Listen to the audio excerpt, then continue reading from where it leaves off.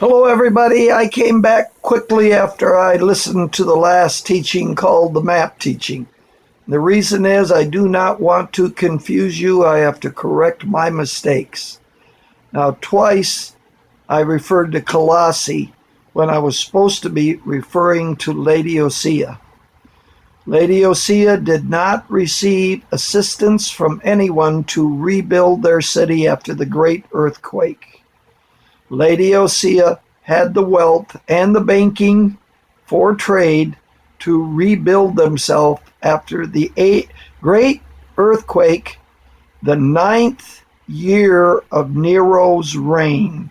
A great earthquake took place in the Lycus River Valley, and Laodicea rebuilt itself.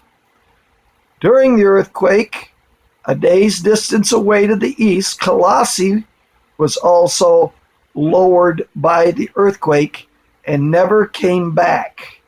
So at that point, Colossians vanished as a city, or there may have been a group of people there, but never returned to its strength or what it was.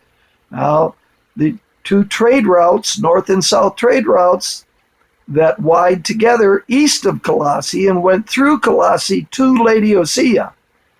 At Laodicea, the bigger city, a city of some wealth, banking, the trade route turned straight north, going through all the other six churches and revelations to Tarsus and continuing north to Istanbul, or where the Roman Emperor Constantinople, took and moved half the Roman Empire to Constantine, which was eventually conquered by by Islam and Mohammed.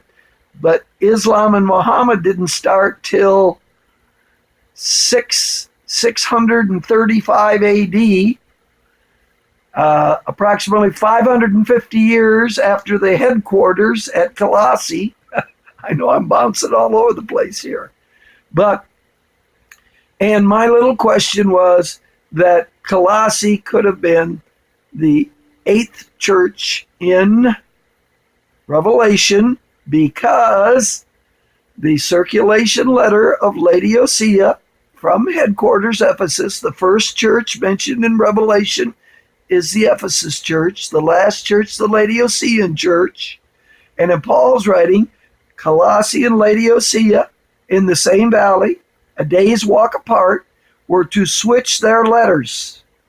So the circulation letter of Paul to all the seven churches of Asia Minor, the seven major churches, and there were more churches than that in the smaller cities, Laodicea and Colossae were to switch their letters, because the Colossian letter is a personal letter of 4 chapters. The Colossian letter, the Ephesian letter, or the Laodicean letter, the Ephesian letter, is not a personal letter. It's expanded 6 chapters and is a circulation letter to all churches. There would not be 1,000 denominations claiming the truth and claiming Christ today if they all used the circulation letter of Ephesians as the base letter and work out from Ephesians to all understanding of the New Testament. So I teach out from the last 6 letters of Paul. I emphasize Ephesians and Colossians. I emphasized 1st and 2nd Timothy, with Titus in between those 2 books. And Hebrews also ends with grace be. If Paul didn't write it, maybe Barnabas. Barnabas and Paul started the early church. Barnabas and Paul were called out by the Holy Spirit to start the Christ-anointed church, which headquartered out of Ephesus by 50 AD. But someone in close communication with Paul, who knew Judaism like the back of his hand, who was a Christ-anointed believer and called Jesus Lord, wrote Hebrews. Personally, I think it was Paul. But if it was written after 70 AD, obviously Paul was beheaded before 70 AD. Paul could have lived as late as 66 or 68 before he was beheaded. It's 66 plus or minus 2. As early as 64, as late as 68.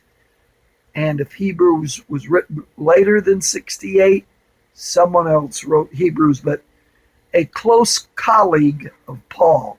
I believe whoever wrote Hebrews knew Paul personally and heard Paul teach or speak. 5-minute teaching, part 2 on the map teaching, because I made 2 mistakes saying Colossae when I should have been saying Laodicea. I'm the truth teacher, and when the truth teacher makes mistakes, he must correct his mistakes. I love you. Eugene Bear here. Find me on YouTube. B period or RU period Eugene Bear. EUGENEBEAR in one word. Eugene Bear. Bye. Love you. Love you. Love you. Love you.